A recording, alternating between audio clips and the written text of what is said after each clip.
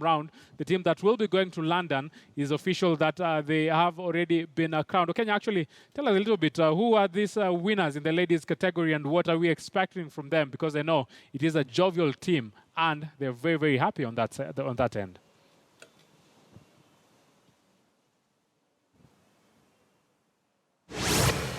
Well, a very good afternoon to you, Moses. It's now official. Plateau Queens from Nyakach, or rather Nyakach girls, will be heading to London after winning the inaugural edition of Chapa Dimba National Finals right here at Bukungu Stadium in Kakamega County. Remember, they were playing in the final against Tata girls from Kapenguria. The match ended 1-1 after the normal time, and they had to go to penalties, and they ended up winning 4-3 on penalties. And now it's official. They will be in the plane to London for a one-week training and also get the chance of watching Manchester City take on Tottenham Hotspur at the Wembley Stadium in an English Premier League match. And I want now to speak to the coach who orchestrated this win. Remember, they have been getting wins by a big margin, but today that was not the case. Remember, in the quarterfinal, they got a 7-0 win, the semi-final, 6-0 win, but today the match had to be decided by penalties.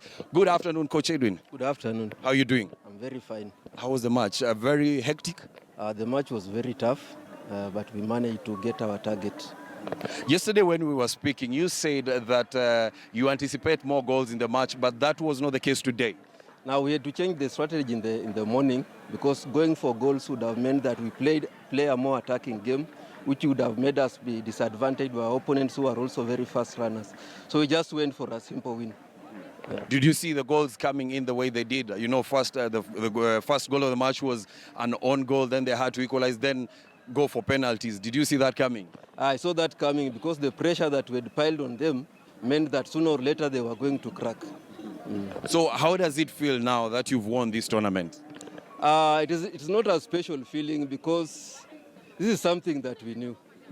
The moment we qualified for the nationals, we just knew when the draw was made. We looked at the teams that we were meeting, and we knew we were going to make it. So it is not a big surprise to us. So thanks a lot, Coach. I appreciate for your time. Moses, one thing that has been outstanding in this tournament is the attendance. If we can take a look at the attendance, it has been well attended. You would think it's the national team, Harambee Stars, playing right here.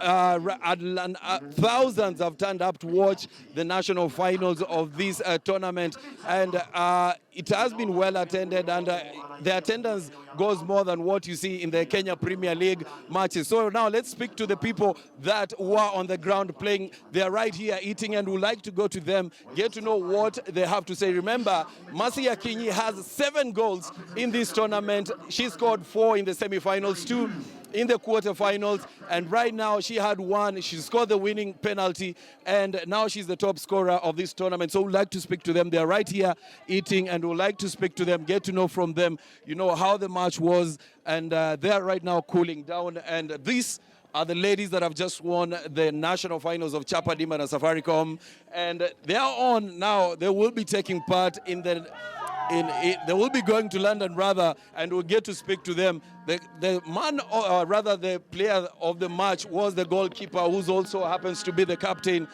right here eating. Good. Okay, you can stand. You can stand. Good afternoon. Good afternoon. How was the match? The match was very tough, but we tried our best and win. We didn't expect that they could to equalize. So we were so determined, because I always say that teamwork makes the dreams work. No wonder we have won. Ulikuwa unaona nikauta save penalty mbili?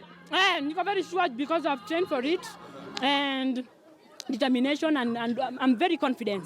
Not overconfidence, but I'm very confident. Sasa mnaenda London, mnajisikiaje?